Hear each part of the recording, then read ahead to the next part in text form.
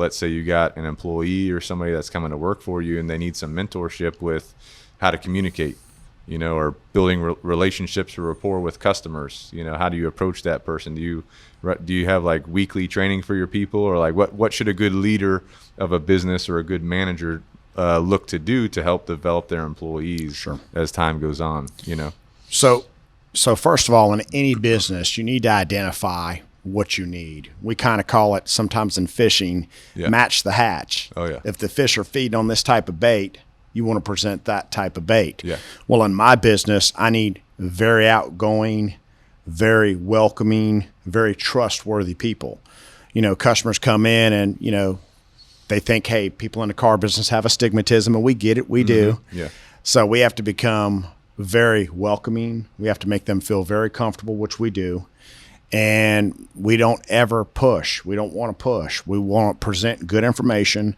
A lot of times customers come in today and they're more educated about the product than our salesmen are. They really are, because they reviews online, or they get pre-approved at the credit union, or they go to a website and see what the trade-in value is. So basically our customers come in more educated, which is great for us. We like them educated. Yeah. But, I have to make sure that I have people that are very, very friendly and very good at customer service, where if another business owner might be selling appliances or computers, they better have a very techie person who's very good at product and very good at showing you why you need this, features and benefits. But my business is I don't want to put somebody out there in the public if they're very shy and they're not willing to get out of their shell. They're not willing to go out there and greet people and give them eye contact and communicate with them. They might be a better fit in my parts department, managing inventory, managing processes, or they might be better in my service department on hooking up a Tech 2 to the vehicle and diagnosing the problem with your vehicle, or troubleshooting the vehicle. Or maybe they work in my wholesale division, where we buy cars from one auction and put them on another auction to try to turn a profit. So I'm not saying that person doesn't have a fit in my business, but I definitely want to match the hatch. I definitely want to put the people in the right department. And I always tell my department heads to do a self-review or an employee review every quarter. That's just basically when you pull the employee in there and say, okay, doors closed, put it on the table. Nothing you can say is going to be repeated. What do you think of your job? Do you think you have a future in your job? Do you vision this as a career or just a temporary job for now? Do you have the tools to do your job to the best of your ability? Do you feel like your work is appreciated? And a lot of times when you ask employees that question, sure, every now and then you get the, well, I feel I'm underpaid, and but for the most part, they appreciate that you're talking to them. They appreciate that you're hearing them out.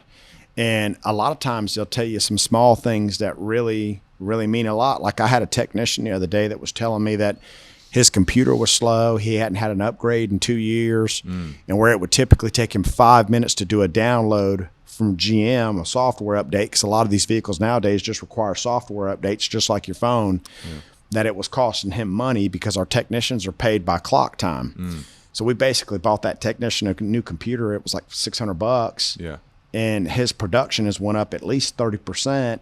So that was just a small thing that made me remember my core on talk to your employees, listen to your employees, and always try to take that feedback and make yourself a better manager, because they appreciate people talking to them and talking with them. So I would say to any business owner that,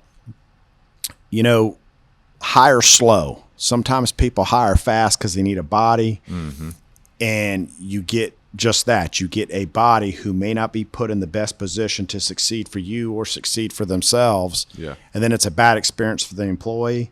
It's a bad experience for the customer. And then, it's turnover is never good in a business. If you have different faces, it's never good. It's always good if you go to a restaurant or a retail place and you always see the same people. They know their product, they know their customers, but make sure that you set your employee up to succeed, which means you set your business up to succeed by making sure that you're matching the person with the right position. Because I feel like most people out there can do a job in any organization as long as they're put in the right spot and given the right tools.